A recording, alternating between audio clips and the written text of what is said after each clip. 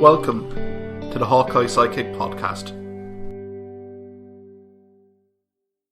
And you're very welcome back to the Hawkeye Sidekick hurling podcast with your host Mark Kennedy, joined this week by Kieran Collins. Kieran, how are things? Very good, Mark. Yourself? Yeah, great. All good now. Another weekend fast approaching. I know we have a bye week in Intercounty hurling, but I suppose we'll have a review of last weekend, round 3 of the Allianz Hurling League. Probably main headlines probably were the games between Wexford Clare, Limerick Galway and Dublin Tipperary. I suppose we'll start first off in Chadwick's Park in Wexford. The scoreline was a bit of an eye-opener, but you were there at it. Clare comprehensively winning that match. I suppose, what were your overall impressions of the game? The trend of the league this year has been, waiting for Thursday, Friday night at 9 o'clock to see what teams are named and trying to guess what intent might be on a given Sunday. And I think when Clare named, 8 personnel changes from the Limerick game, bringing back in John Conlon, Tony Kelly, Ryan Taylor, Flanagan, I think we knew straight away that Clare were intending to give this game a go.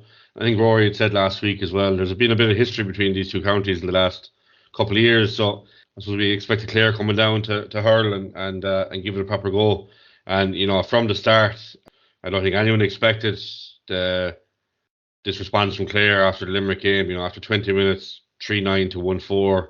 Was it Clare being absolutely good? They were good, but I think Wexford were absolutely atrocious as well. They were literally all over the place, especially at the back. I think, a lot of people talking and they're giving the players the players seem to be taking the blame in this one. Obviously, there's no experience. They're fringe players, a lot of them, and for a lot of them, maybe the players are the problem. But I also think tactics were a huge issue as well. I think the problem for Wexford is they have it's size issue and physicality compared to other teams like Galway, Limerick, and you could put Clare in that bracket as well. And I think they just lack that size. And when it comes to puck outs especially, there seems to be a fear of the keeper putting a long ball down on top of on their half forward line. Wexford in the first half, playing against the wind, went with a sharp puck out. Clare were happy to give him. Clare didn't contest him. Clare just sat back. So it kind of was a case of either corner back getting the ball, running out to the middle third area which is congested. And 4 out of the 6 goals, I would say, came from turnovers from the short puck out. I think if you're looking on from the sideline, the anger, I suppose, what do you call it in the crowd, like just pull it along, because okay, you'd forgive one goal, maybe 2, but third time, fourth time it happened. And I suppose for me there was no change in the tactic. They still progressed with the short puck out. I suppose it was poor execution at times, but I just didn't see the end result. Like, the end result was taking the short puck out, playing a long ball over the middle third area, which is fairly congested, which in turn is a 50-50 ball. So why not just puck the ball out long in the first place? If you're going to play a ball that's going to be 50-50, puck it long and hope for the best. And at least the ball is not in front of your goal, which is what happened to Clare, like 3-4 goals that they ran in at their ease. I just think it was really, really shocked. Tactically, I think Dara Egan got it wrong. Okay, I think the biggest thing he got wrong was not changing it. We looked at Clare, the way they approached the puck out, especially in the first half. They were playing with the wind. There's always a fairly sizable wind in Wexford Park. And I think the one ball to note was they played one long ball down for Aidan McCarthy's goal. Clare had like a box, 4 Clare players in the landing area. I think it was Peter Duggan broke the ball, and Aidan McCarthy picked it up with his will and just slotted it home.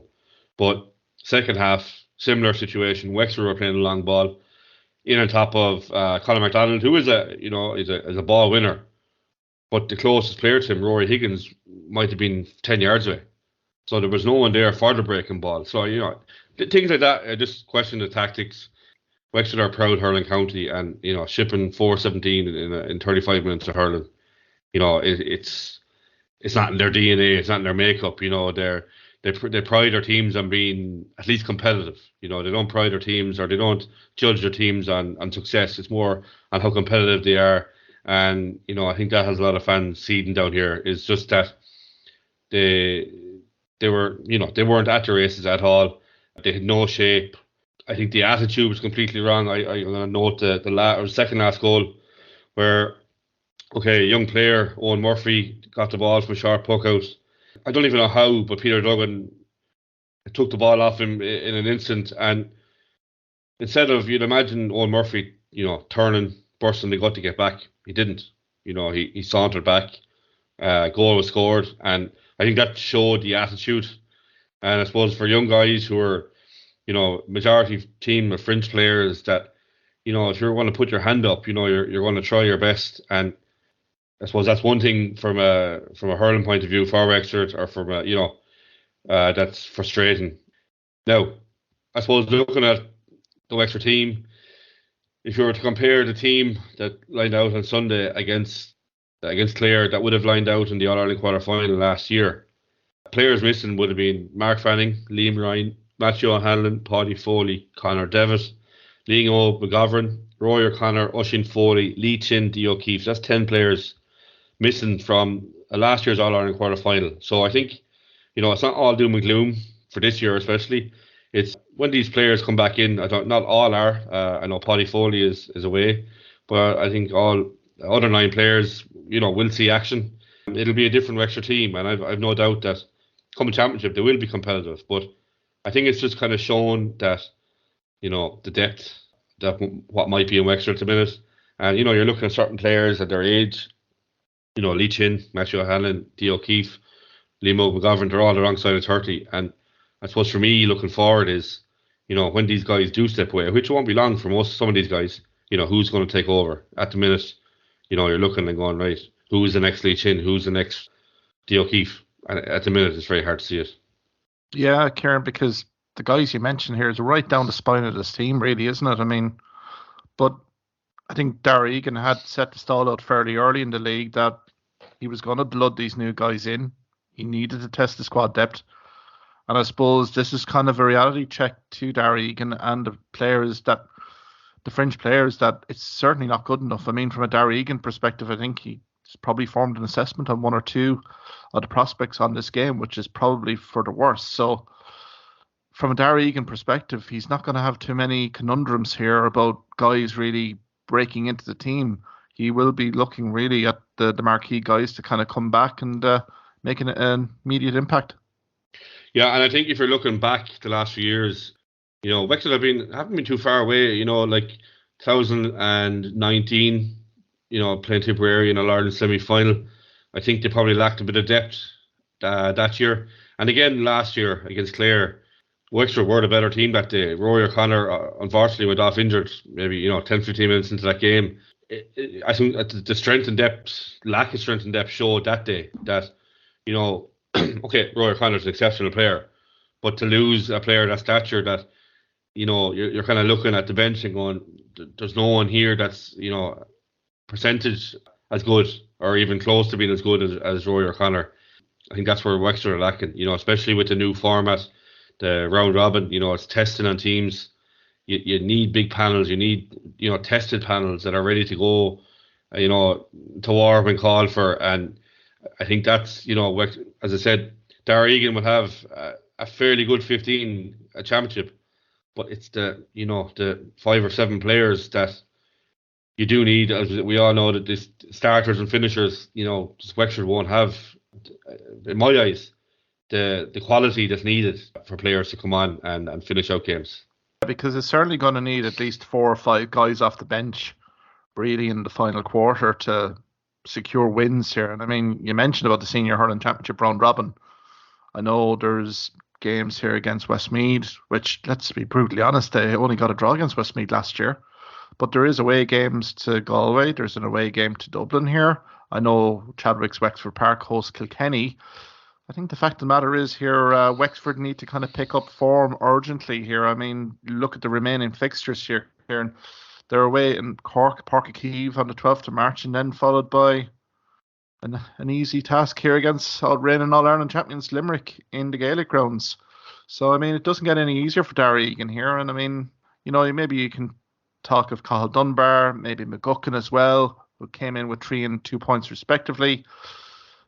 And maybe Banville as well for his free-taking ability. But apart from that here, Kieran, there's an awful lot of work here for Darragh Egan management and the squad really to really address within the next few weeks before championship kicks off? To be fair to Darrigan, he has, I think I suppose as a management, they've realised there's a lack of depth, and they have gone about it to try and unearth a few players. I think Charlie McGuckin, who had featured a bit last year, has really put his hand up this year. And as you mentioned, Cathal Dunbar as well. They put their hands up. And maybe that's two players that they have kind of, found for maybe a starting position.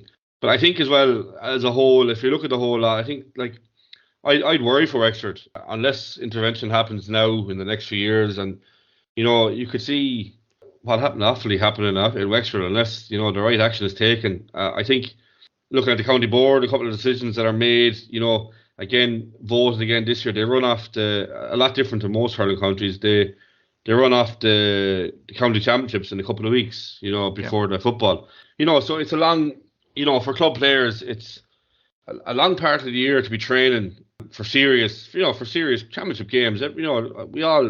It's all about championship, and no matter if it's inter-county or a club, that's the bread and butter is a championship, and it's a long, a few months training.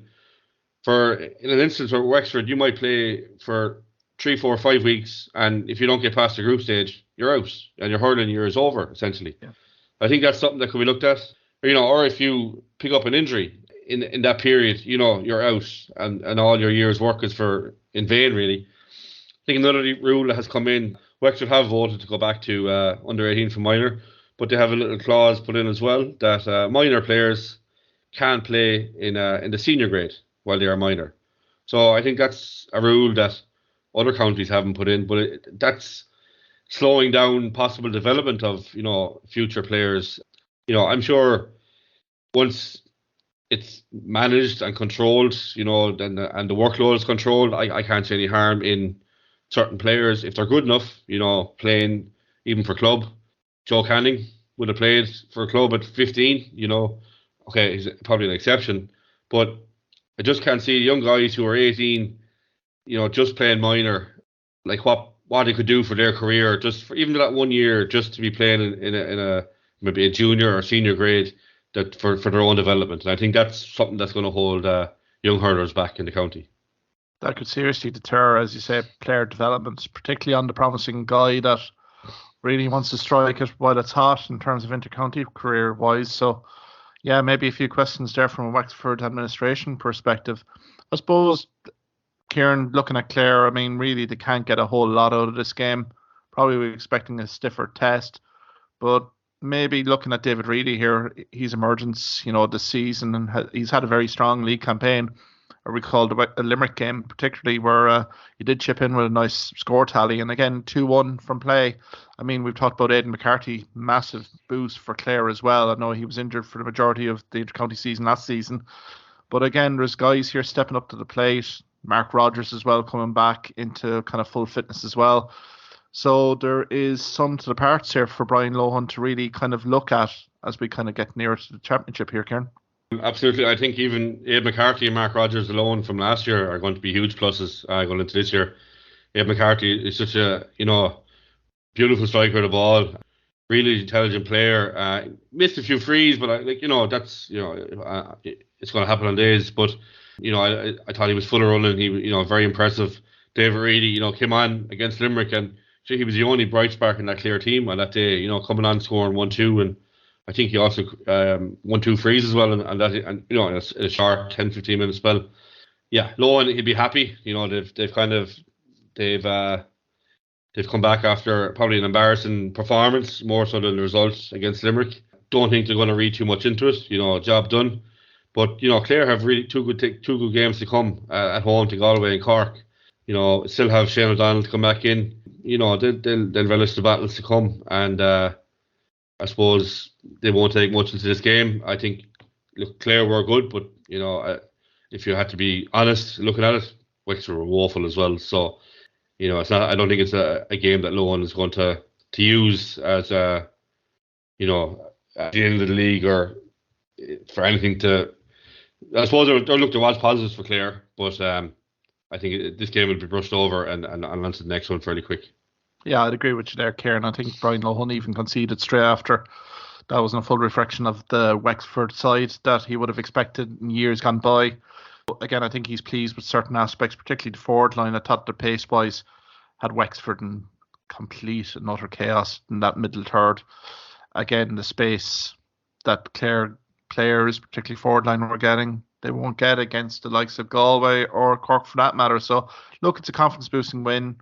They're 4 points from 3 games, and again, 2-game homestand to finish the league. Potentially, there's a semi-final appearance there at least for Clare if they win those games. So, look, onwards and upwards for Clare. I think it's going to be a fascinating watch, though, Kieran, definitely with Darragh Egan, Wexford, and I'd say as well the Wexford support base as well, Kieran, because you said to me off air here that there was a sense of frustration from the Wexford supporters, particularly at management, and I've heard that from other friends of mine from Wexford immediately after the game, that maybe Darragh Egan is, maybe there's a little bit of questions being raised here in terms of the stewardship of Darragh Egan here.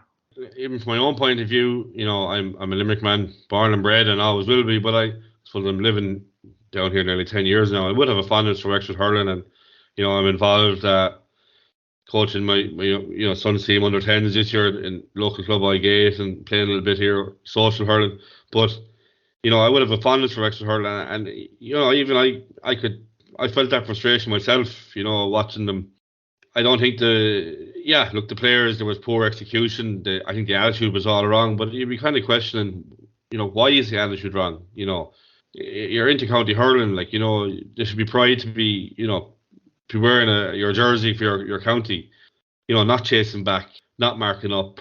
Look, frustration it is, but I think, Egan, I suppose, does, have the comfort to say that there is certain players to come back in who will steady the ship, and I'm sure Wexford had no shape, and even a scattering of experienced players in that team would solve that issue.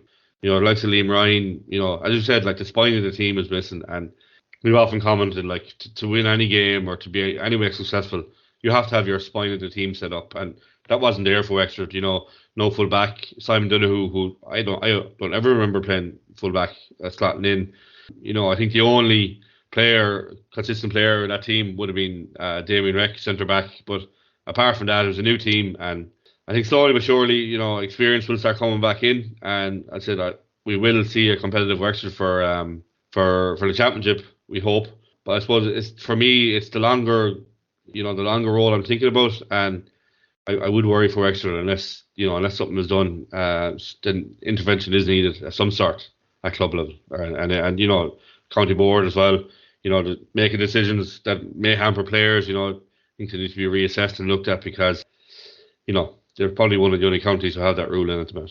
Yeah, I'd agree with you there, Kieran. I suppose from a Darragh Egan perspective, his post-game comments, thought maybe ill-advised, just taking on the chin, maybe put a portion of the blame to himself, protect the players. We're only in round 3 of the hurling league. The spine of the team is not there.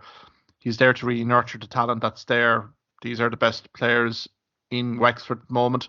I don't know what the situation and the atmosphere has been like in training this week, given the comments of Darragh Egan. So I think Darragh Egan has a bit of a repairing of the relationship here with the panel here, given those comments. So I think it's going to be an interesting watch here, Kieran, particularly with these games coming up, particularly with Cork in Páirc Uí Chaoimh. I know Cork had a 221-21 point win over Westmeath. Let's be brutally honest. I mean, Westmeath were thereabouts throughout the game. It was a very experimental Cork side. Shane Kingston top scored of 1-7, 6 of them from frees. Killian Doyle chipped in with 13 points, 11 from frees, but that tells the whole tale of the tape here in terms of Westmeath, and their scoring power was really dependent on Killian Doyle. So again, some good cameos here from Hayes, Power 2 points each, Callahan as well for 3 points, and Barrett as well 1-2. So look, Cork 3 from 3 there, and going well here, Kieran. Yeah, and I think maybe for Wexford detriment, we haven't seen, I think most teams you could sit down and you might get 12 of the 15 positions or players named, but for Cork, I don't think there's many people who could sit down and name a starting 15 or potential 15 that might start. And I think we might see that in the next game or two. We haven't seen Jamie Harnedy. Horgan has little or involvement. He's really thrown the dice. He's really looked down the well and giving everyone a go. Pat Ryan, to be fair, and I think the next 2 games, Cork are at home to Wexford and away to Clare. And I think this is probably the round anyway where we're going to start teams putting out their close to starting teams, for the last game or 2. But yeah, it's hard to know what team. He has so many options. we're talking about Wexford having, a lack of depth. I think Pat Ryan has so many options that it probably will be a conundrum enough for him to pick a starting 15. I suppose it's a better position to be in than what Darry Egan is in, I suppose. Brought up a good point. I suppose we have the bye week this weekend. An awful lot of teams may be going for weekend get-togethers, getting more concerted training sessions under their belt. So I think round 4 we should really be seeing the emergence of a few lines here, particularly from Cork, because their fixture list is Wexford at home, and then they do have Clare away on the 19th.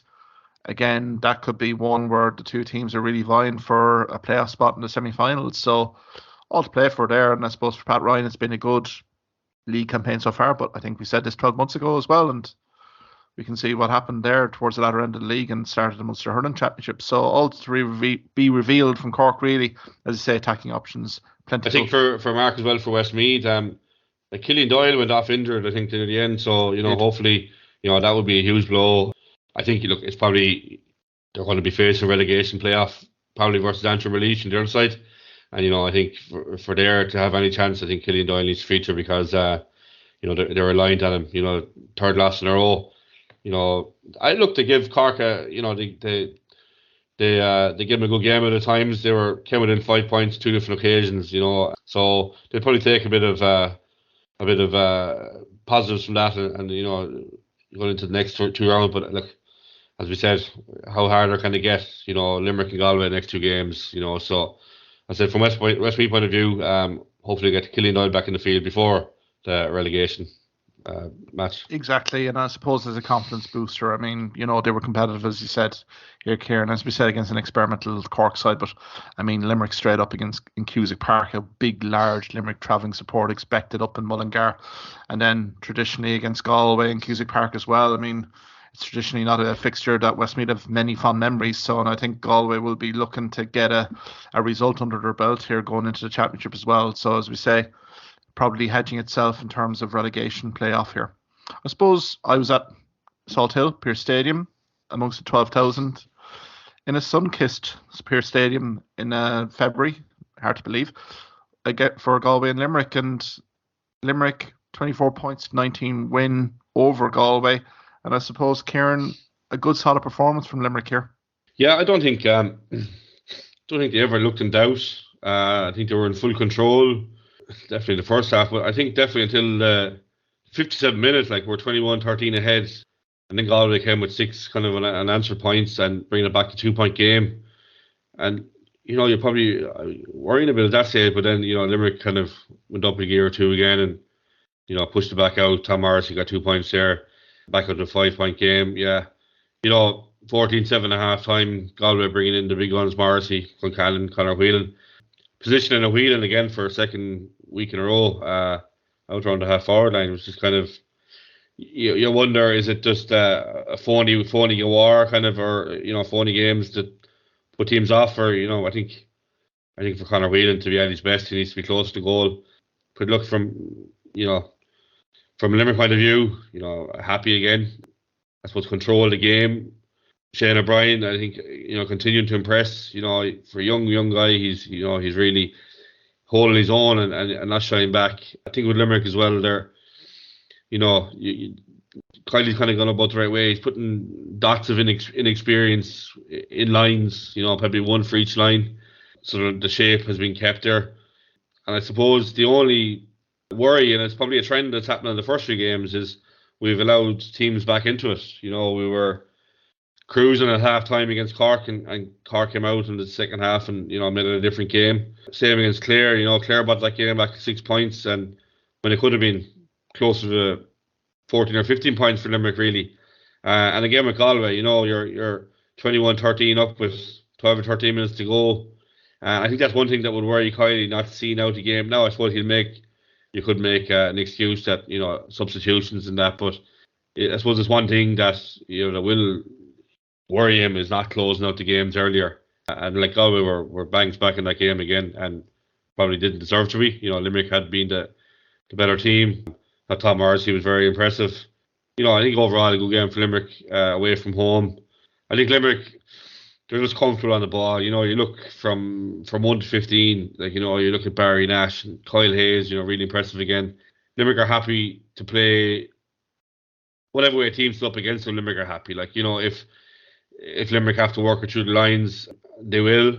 Or if teams push up on them, they look for the long ball into space. So I think they adapt on the field. It's not something that I think it's just hurling IQ that they have, and it's probably trained into them that you adapt as accordance to the situation they find in the field, and it's very impressive from a Limerick fan to watch it. I think they're so far this year. I've been very happy with them. I have been too. I mean, even the Cork performance up and round had an awful lot of good aspects to that performance. I suppose the final quarter there was a bit of a dip in performance. I think it's been a work in progress. It has evolved. And I think still John Kiley sees massive scope for improvement, which I think this time of year is always great, Kieran. I suppose the two guys I'd like to highlight is probably Cian Lynch. I thought he was absolutely outstanding. The space he was given, he just creates that space just for his game management. He was orchestrating, he was setting up, he scores the 3 points. I think we're getting to see Cian Lynch really evolve here game after game, and I think that's a huge positive for Limerick given the continued absence of Aaron Gillan inside. And I suppose Dan Morrissey, what can you say about Dan Morrissey? I know Tom will get all the headlines with the 8 points, but I think for defensive versatility, Kieran, Dan Morrissey has provided so many positional covers in recent seasons. He's showing that he's an able deputy here for Declan Hannon, particularly in the half-back line. Yeah, and it would have been one position, we talked about it before we started, Mark, it would have been one position where I would have worried of an able replacement, that if Declan Hannon had picked up an injury, and a lot of people might have said Kyle Hayes, he would have played centre-back, especially with the Limerick under-20s. And I think, Dan Morrissey, for a guy to go from wing back to full back and win an All-Star, okay, I know he played there a few years ago, no success, but to go back and win an All-Star in a specialised position the full back is, I've no doubt that you could put Dan Morrissey in corner forward and he would do a job for you. He's that versatile, and I think credit to Dan, but you look across the team, you can see the same with Barry Nash. Barry Nash, ex-forward, wing back, now cornerback, and I think there's a few guys there that you could, I suppose that's what leaves teams guessing. No one guessed that all them years ago when Kyle Hayes went to wing back. It threw everyone, and I suppose having that in your arsenal, you can pull surprises on any given day and catch teams in the hop. And look, Limerick have depth. They've unbelievable depth, young players coming through. I actually heard it during the week that you kind of need one or two new players coming the year, and I think to have that this year in Cian Lynch and Peter Casey, that didn't feature last year, All-Ireland winning team, and them two guys, All-Star hurlers coming back into the team, huge plus, along with the likes of Shane O'Brien and Adam English, Cathal O'Neill, who we've yet to see out in a minute, but that's, you could possibly say that there's 5 new hurlers this year putting their hand up for a starting place in that team from last year. I think that's huge as well. Graham Mulcahy being such a loyal servant for Limerick hurling, but it was always, you felt last year Graham had to come in and really close out the deal, where now we have identified at least 5 or 6 forwards. I'd even throw in O'Dollig from Monaleen as well. He's come in, he scored whenever he's been given the opportunities. So I mean, training has to be ferociously competitive at the moment, even to get game time here. So I think it all bodes well for John Kiley and Limerick. I suppose from a Galway perspective, I just thought the intensity was completely lacking on their performance. I don't know, as you say yourself, is there a bit of mind games going on with Shefflin? I think definitely with Whelan on the 40, doesn't want to really kind of cover his hand there. It's going to be himself and Concannon, surely, with McManus drifting inside full forward. But I suppose from Galway's perspective, you alluded to this last week, Kieran, in terms of forward line cohesion. Thank God Conor Cooney was there for Galway, because if he wasn't, I think this would have been an absolute hiding for Galway and something that they wouldn't want to have wanted to face. I mean, he scored 12 points out of 19. I think that tells its own story. Tom Monaghan with 3 points as well. Kevin Cooney with 2. But again, it's, to me, the balance of the forward line for Henry Shefflin is going to be a major equation to break here. Obviously, Conor Cooney had a great game, 12 points. But I think if you're looking at the worry, Galway only had 10 points from play from 5 different scorers, which for a team with that, the quality of forwards that they have would probably be a worry. I'd struggle to think we've seen the Galway at their most intense. And I suppose looking at the games ahead, if you were to pick one game, would be the next game away to Clare. Their last fixture is away to Westmeath, which you'd imagine, with all due respect to Westmeath, would be a matter of getting the job done. But I think this is probably the last game where Shefflin can, get a good test into these guys, and Clare down in Cusack Park, really hard team to turn over there. I think if we don't see, the Galway we'd expect against Clare, I think there'll be more question marks coming on Shefflin for the year ahead. I'd agree with you. I think this kind of West Coast derby is going to be intriguingly poised on the 12th of March, because Galway definitely a response. Locals I spoke to after the game, a bit underwhelmed by it. I mean, last 20 minutes, there was a response. Connor Cooney was inspired. A few of the points that he scored from long range, very inspirational. Got the side back into it, but again, it was the composure of Limerick then to go through the lines. Now, I suppose we can talk about Kyle Hayes' incident in a minute here, trial by TV, but I think from a perspective of Galway, there was no real intensity here. I suppose Grealish, cornerback, taken off at halftime as well, is a bit of a worry and a concern. So there's a few things here for Henry Shefflin really to address here for Galway particularly. I suppose I alluded to it. We'll talk about it. There were a few flashpoints during this game here, Kieran, and I felt disappointed in RT's sports coverage that only one incident really was shown, and that was the Kyle Hayes incident. There was an incident in opening period, particularly with Keane Lynch and Tom Monaghan. From an RT perspective, Kyle Hayes in the dock here, and I think from a Sean Stack perspective, he let an awful lot of things go.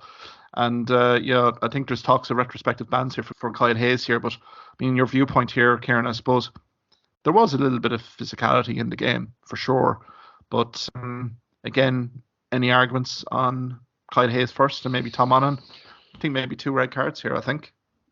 Yeah, I think Kyle Hayes, actually the ban was announced. It's a 1-game ban, which will be the game against Westmeath. Look, we're biased. We're Limerick and we're biased, but it was a red card. Kyle Hayes was a red card all day long. I would say Tom Monaghan's offence was similar. It was a strike to the face guard, probably similar force. I think what went against Kyle Hayes was there was probably more intent there, or maybe it looked like there was more intent there. But you're regardless of intent, you're looking at the action, and the action was a strike to the face guard, which by the letter of the law is a red card. No problem with that. But I think the biggest problem is, as you say, only one incident being shown, but it's the consistency. Trial by TV.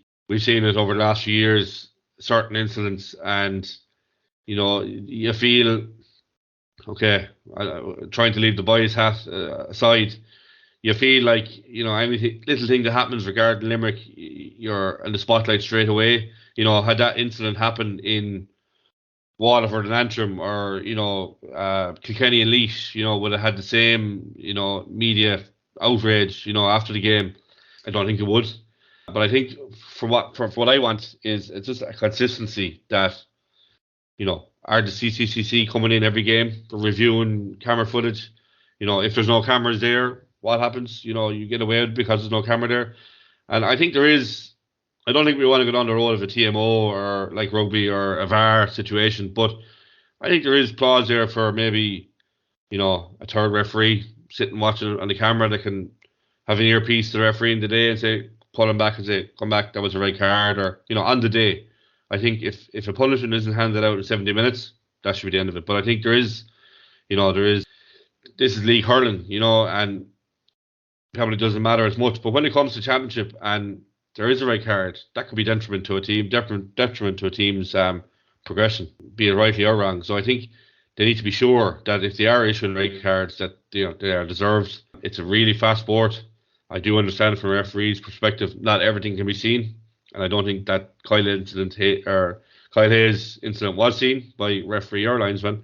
But I think there needs to be a clear set of guidelines regarding procedure for dealing with these kind of incidents, and a consistency is what I would ask for. Completely agree with you there. I think the consistency from a governance perspective on the retrospective ban, you're assuming that they should be running the tape over every other inter-county game here, surely. I mean, there was other flashpoints during even 1A and 1B that I can call out. There's probably 2 or 3 instances here where was the same retrospective analysis done. We haven't really heard. There's no transparency there in terms of that. So, like last year in the podcast I went on Rugby League and Super League, they are very efficient in governance in terms of their video analysis, but also the retrospective on the Monday morning, where they will be sitting down to review instances like this and a speedy resolution. Again, when media are speculating, a game, 2-game ban, it's really, I feel sorry for the officials as well, to be perfectly fair, that they're being undermined a little bit as well. They're not quite sure in terms of what they're doing, in terms of the referee assessors as well. So I think from that perspective, I think dangerous ground, again, is probably being set here. But again, it may be a warning shot for Limerick, maybe for Kyle Hayes as well, that maybe there's going to be teams here looking to basically stir a reaction of Kyle Hayes going into, maybe last year was Gearóid Hegarty. I think Kyle Hayes could be number one target for any opposition, given that reaction to Brian Concannon there last Sunday. So I think it's going to be all intriguingly poised here. I mean, the 1-game ban, then obviously the Westmeath game, I think there would be an opportunity for Kyle Hayes to be rested on that one. But again, it's probably going to be a close watch here for sure, here, Kieran. Referees are human; they can make mistakes too, And I think the game that stands out for me was the Fitzgibbon Cup final last year, where Cian Lynch sent off late in the game for University of Galway. I think if you sat down every referee in the country and played back the video footage, that red card would have been given, and that red card could have been detriment to University of Galway losing that game, because they were in control and UL came with a late push to win it. So I think it raised the argument that, it's a fast game. There's a lot happening in the tackle. I don't expect referees to see everything, but I think it opens up the case where you do have. I'm not asking for TMO. I don't want the delay of like rugby where there could be 2 or 3 minutes looking at different angles. I just a quick look. Someone in a van sitting at the back of the stadium with an earpiece saying, "Sean Stack, pull that back. That's a red card," and let it happen in 70 minutes. And anything that's not picked up, let that be that, because it's trialed by social media after the game, and I think that puts pressure on the GA and the likes of the CCC to act, and that's why we're seeing these bans come in. So, it's going to be a fascinating watch again in terms of the governance and particularly the suspensions and retrospective action on players heading into championship season. I suppose we quickly go into 1B here, round 3. I suppose there was a few games on Saturday, which we'll talk about, and also Sunday. Poor Laois again. They were literally no match for Kilkenny, 34 points.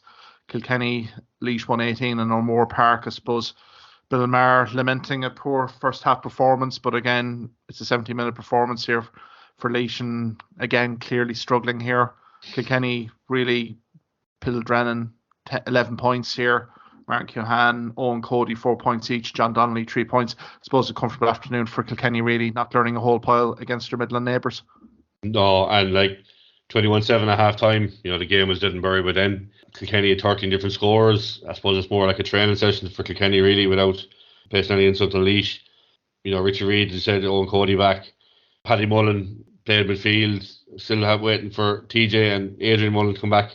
But I think Laois have a do-or-die game Sunday week, which is possibly their league final against Antrim in Belfast, and you think loser of this game goes to a relegation final against Westmeath on the other side. We'd fear for Laois going to Belfast. I think Antrim, while not winning, have been shown real positives in their performances and kind of push teams in the first 3 games. And I think especially Caisson Park, it's a hard place to go.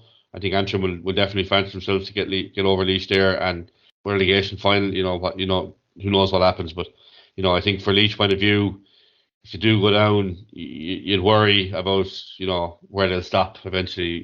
Could it be a tumble down through into 2A and so on? There's 2A is as competitive as 1A and 1B. We all know that. You really would. Looking at the first 3 games, you'd worry for Laois.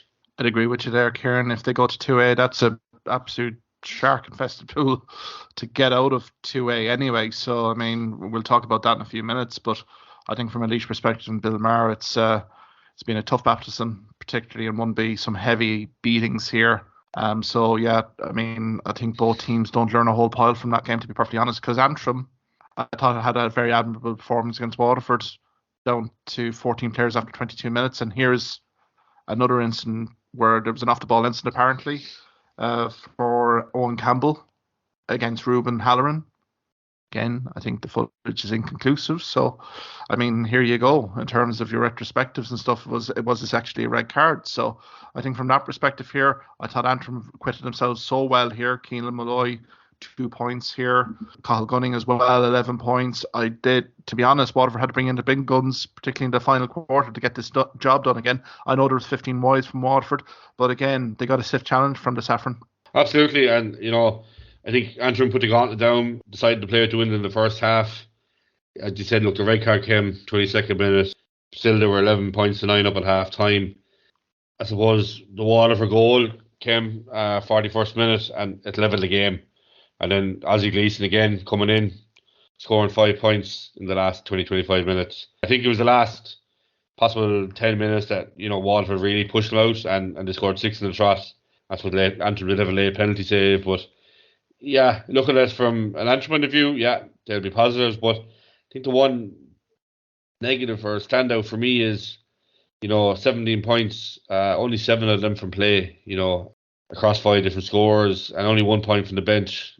They're coming down. It's a long way to travel down. They're giving teams a good rattle, they're giving it a good go, but, they are lacking a bit too, maybe. I think there is a gulf between the top teams and the likes of what Antrim are at. They're bridging it, but there is still a bit of a gulf there. Looking at Waterford, I suppose if you look back in the 3 games, you wonder how actually good are Waterford at the minute. I know we haven't seen close to a potential full 15 starting, but draw with Dublin, okay, you question that Dublin possibly should have got over the line there. Now with Antrim and Laois, but I think the next 2 games is when we're really going to see how good this Waterford team are. Travelling to Thurles Saturday week to play Tipperary. And I think Thurles is where they're going to be playing their nominated home games for the championship. This is going to be home for them for the next couple of months, and I think possibly that the likes of Thurles will suit Waterford. They're a running team. I think Fairfield is plenty mightn't suit them. I think it'll be a test of how good Waterford actually are the next 2 games against Tipperary and Kilkenny. Coming to the latter stage, I think they've been kind of eased into this league. There has been positives, but I think there's been a few question marks too. I think we'll hold judgment for the next couple of weeks to see how these 2 games go. Yeah, I'd agree with you there, Kieran. I think it's been topsy-turvy for Waterford, particularly from a disciplinary front. First 2 rounds, 3 players sent off. And again, having to really look at the bench, the experienced guys coming in to really rescue games. I think in terms of that Laois performance as well, they were under the pump with going into the final quarter and then really put 11 points in the subs bench to put that one to bed. So I think there's more questions than answers at the moment for Waterford. But as you say, going to Thurles and also having Kilkenny, the old enemy, coming to Nolan Park as well, I think will be a key one as well here, Kieran. So I suppose, they're sitting on 5 points at the moment. So look, from Davy Fitz, progress, but I think some of the wides against Antrim as well were very disappointing. A bit of lack of composure, particularly shot selection was probably, one video analysis for them. But I suppose Saturday night as well, but the marquee game was Tipperary and Dublin, and Tipperary 3 from 3 now, 223 to 24 points at Croke Park. That was a curtain raiser ahead of that Dublin Clare Football League game. And I suppose Jason Ford and Gearóid O'Connor really been very prominent in maybe the headlines here for Tipperary from an attacking sense. I think Gearóid O'Connor is going off for Tipperary a lot this year. Position him in centre forward. He's a big player, physical player, and really good striker of the ball. 2 good points from either side of the field. Look forward, we know how he's exceptional. I think he's in top form at the minute. Tipperary, I think if you look at the other side, Donald Burke, what a masterclass of point taking. Yeah, 14 points. The only downside, I suppose, is he's going off injured. I think Dublin will sweat over this because I think Donald Burke, Dublin are going to heavily rely on Donald Burke, as they have done for the last couple of years. So you wouldn't expect him back. It was a hamstring injury, I think, so you'd imagine it'd be a few weeks anyway. But, looking at the game, Tipperary have impressed. They never looked like losing that game, and I kind of question marks with Brian O'Meara going in full back, having already tried Michael Breen. And, I think the perception out there is that Breen, we know that Liam Cahill sets up his teams, they're fit, they're competitive, especially at breakdown, turnover. We've seen against Kilkenny, the turnover, 1-6 Kilkenny's puckouts. And, I was questioning why O'Meara was going to play full back. I thought he'd have been, a shoe-in at centre back. But I think Rory actually mentioned this a few weeks ago, probably something in it, that the fullback job description has changed. The days of a fullback being plonked in a 14, I think bar Dahi Burke is kind of gone. Most teams are playing two men inside, so your cornerbacks are covering, and I suppose your fullback is kind of playing a bit of a freer role than you would normally associate. So it possibly could be a role that might suit O'Mara. I think he's all the hurling for it and composure, and I think Michael Breen might be a better option wing back. He's a quick. You kind of compare him to Caleb Lyons or Kyle Hayes. I think the way Liam Cahill deployed Lyons at Waterford really effective, and I think maybe Breen is looking at an option like this for him. Yeah, I think they could do no more. I said 3 from 3. The next few weeks playing Waterford, I suppose, I expect to see a closer to strength Waterford than we have seen. I think that'll be a real test and kind of a litmus test to see where they are at. And then away trip to Antrim as well to finish it off. So I think 2 stern tests ahead for them. Okay, we know they're maybe lacking depth with a lot of injuries, and I think maybe it's the championship before we'll see the depth being an issue. But I think he's unearthed a few players. Grode O'Connor being one of them. Connor Bowe as well. He's took his goal well. Come on, Mark Keogh. Again, sure. I think the one player I've really question mark is Jake Morris. He's been on the scene for a few years now, and I expect more of a consistency from him that we haven't seen. I think that's one player that typically gets firing in there with Ford, and we've seen the cameos coming to Bonner and these guys coming on late. There is a mix of players in Tipperary, but I think Gal will be happy 3 from 3. He can do no more. I'd agree with you there in terms of Jake Morris. I think an awful lot of Tipperary fans are really expecting Jake Morris to really have a strong year. He's been in the panel now for a few years, but I think individually, good player.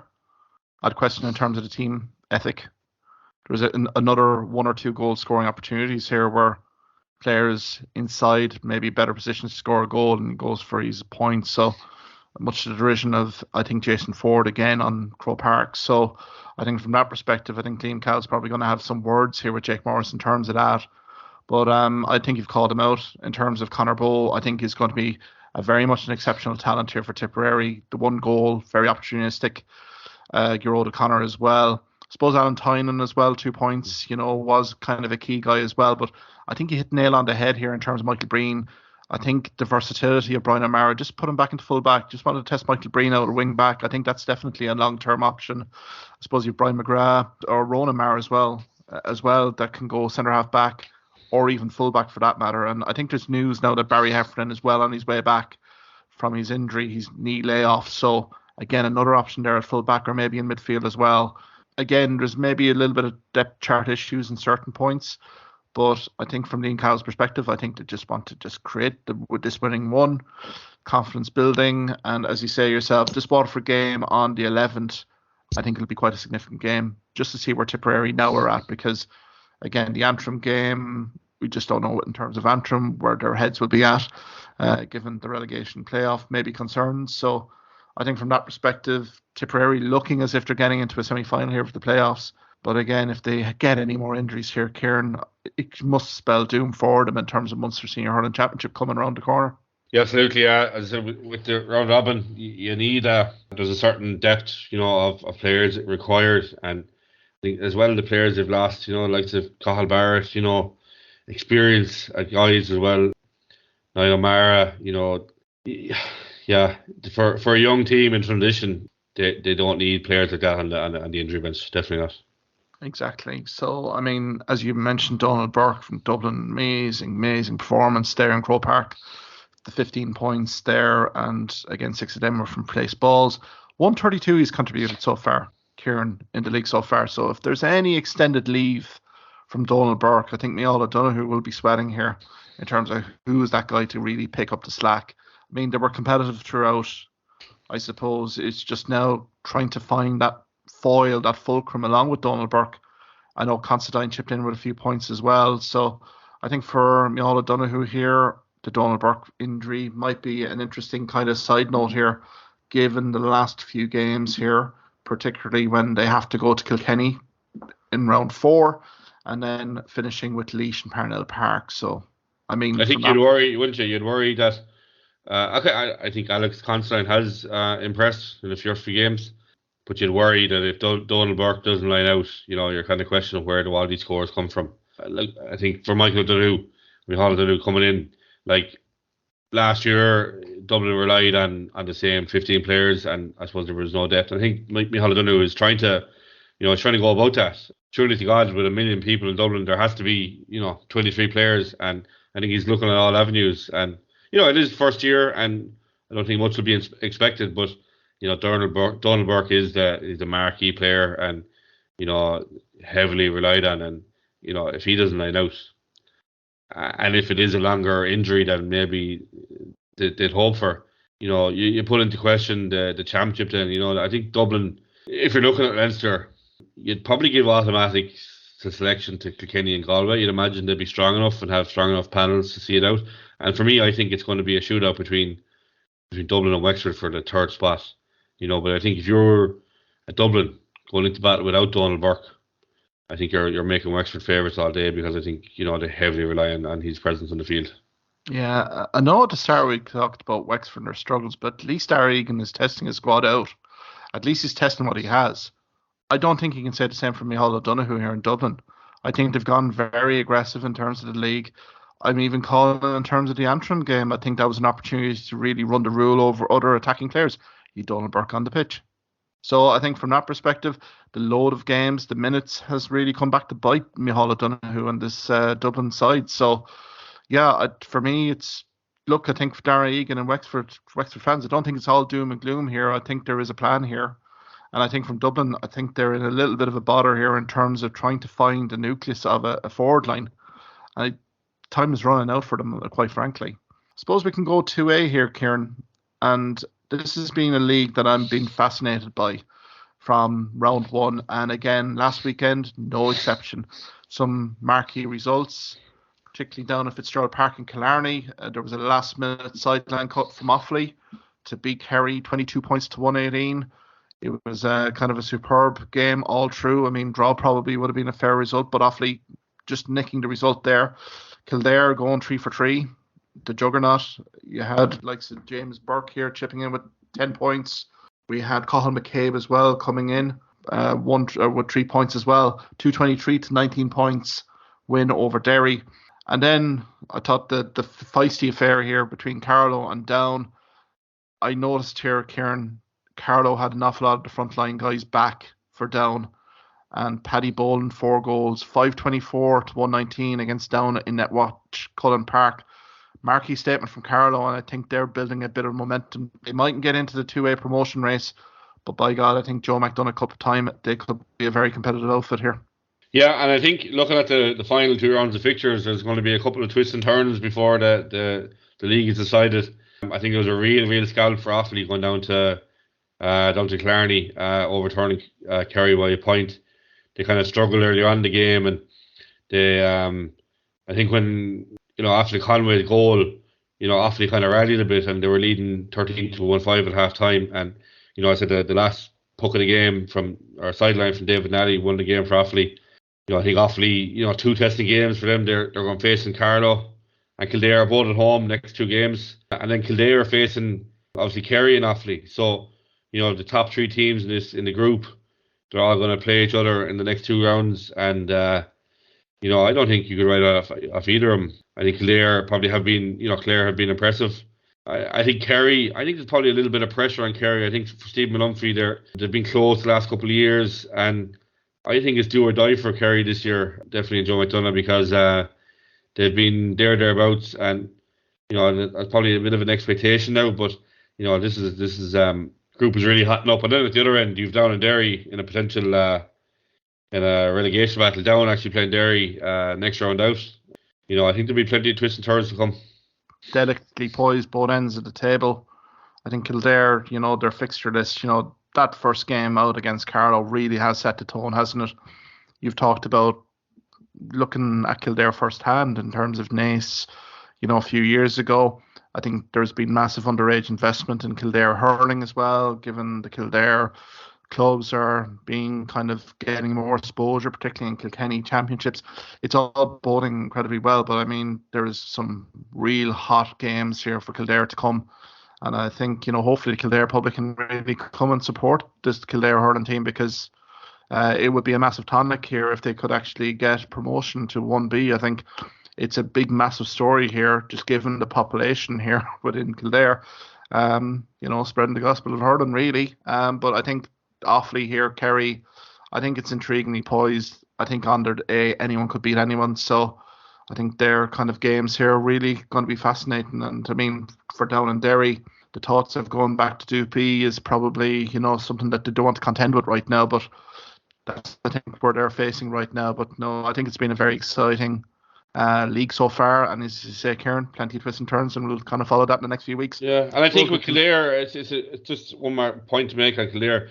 Like, it's fair play to him. Like, David Herity's there a couple of years now, and he's been given the time, and they're building year by year. So I think it's like an advocate for county boards to back management and give them the time and the support, because I think it's kind of reaping dividends now for him. David Herity, quality hurling man, in terms of all these coaching tenures as well. But the grassroots has been put down there, Malady as well, particularly. So there's been an awful lot of solid foundation work going on here into county in the last few years. So this emergence hasn't really come by accident. So I think, Kieran, an awful lot of good vibes in Kildare, but I mean, tougher challenges lie ahead here. I suppose we can conclude here, Kieran, with the Croke Cup semi-finals around this weekend in Birr. You have Cashel emerging victorious in the Harty Cup, facing the juggernaut, which is St. Kieran's. And also you have Thurles CBS, who've come through a very difficult, sticky quarter-final against Closhdown of Dublin. They're facing the presentation of Athenry with one Aaron Nyland. I suppose, any predictions here, Kieran, on those two games? Yeah, I suppose looking at Cashel and St. Kieran's, you'd hope for Cashel that the Harty Cup final wasn't their All-Ireland final, as they say, coming over to Thurles in a low-scoring final. You look at Kieran's, disappointed coming into the qualifier or the quarter-final game, and look really, really impressive over Raphael Flacray. I think they'll be all out to carry on from that quarter-final win over for Cashel. I predict St. Kieran's to be very, very strong. Regarding Thurles, I think Thurles would have been disappointed to be turned over in the Harty Cup final by Cashel. And I expect, I heard so many good things about Aaron Island. He seems to be highly regarded there. But I just think Thurles is such a huge pick, and a lot of that Thurles team would have been that Tipperary All-Ireland winning minor team last year. I just expect Thurles to be that bit too strong, and I go for, I think it'd be St. Kieran's and Thurles in the final. But I think, if you're not on Saturday, a trip to Birr for 2 games, you could do far worse. Yeah, I think if the weather holds up here, Kieran, I think they're 2 magnificent games. St. Brendan's Park's a magnificent hurling pitch, really suited to, secondary school games of this magnitude. So, I mean, we'll go first here with Thurles CBS and presentation at Athenry. I think, to be perfectly fair, Aaron Island is really the scoring fulcrum that makes this presentation at Athenry team tick. Clarenbridge clubman, he did contribute 13 points to Athenry's win over Raphael's College of Ochray in the Connacht interprovincial final. So, I mean, that's kind of boding where Thurles maybe have to focus here. I know Lean as well, the captain, very prominent as well. But, I mean, I think Thurles CBS do have a big pick here. An awful lot of mid, south, west tip representation. I'm going to give them the edge by 4 or 5 points. And I'm with you here, Kieran. I'm thinking about Tulla last year, their inaugural maiden Harty Cup final win. There was an awful lot of good vibes. Then they were cold for 4 weeks, and then they came out in the semi-final and didn't really perform. Where Kieran's have come through this quarter-final, I know against St. Raphael's, but there's still momentum has been built here. So I think from that perspective, Kieran's looked awesome against St. Raphael's. Didn't give the Loughrea school any time to settle into this game. And I'd worry for Cashel a little bit. I know they're a very big physical side down the middle, but Kieran's have a knack, a bit like Limerick. Their hurling IQ is so good that they can beat you anyway through the lines or going direct in. And particularly that third quarter burst, St. Kieran's I think might be decisive. I'm going with you as well. I think it's going to be a St. Kieran's Thurles CBS final. But again, we wish all the 4 teams best of luck. Hopefully they're very competitive games, and we'll have in-depth analysis on that next week, Kieran. Kieran, we'll leave it there. Plenty to discuss and whet the appetite. many thanks for the contributions. And I suppose next week we'll have a look at the previews of round 4 of the Allianz Hurling League games and also the Croke Cup semi-finals as well. Kieran, until then, have a great weekend. Chat soon. Thanks, Mark. Cheers. Thank you for listening to this podcast episode. If you liked what you heard in this podcast, why not subscribe to the Hawkeye Sidekick podcast on either Amazon, Spotify, YouTube or Twitter platforms. You can also follow me at Hawkeye Sidekick on Facebook and Twitter for the latest sporting opinions, articles and reports.